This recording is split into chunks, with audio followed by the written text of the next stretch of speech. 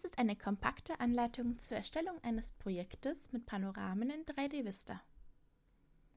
Nach dem Öffnen von 3D Vista sehen Sie das Virtual Tour Fenster.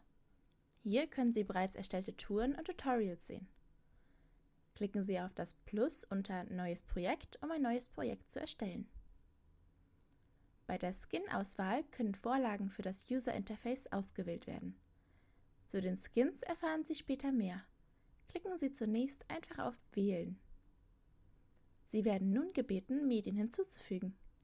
Klicken Sie auf Panorama importieren und wählen Sie dann Standardpanorama.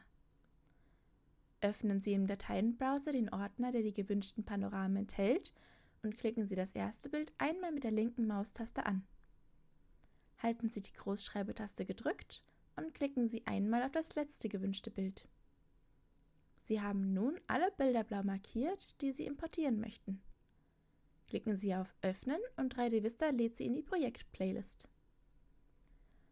Wir empfehlen in den globalen Einstellungen Mausrad für Zoom freigeben, Toggle Fullscreen bei Doppelklick und Enable Zoom zunächst auszuschalten.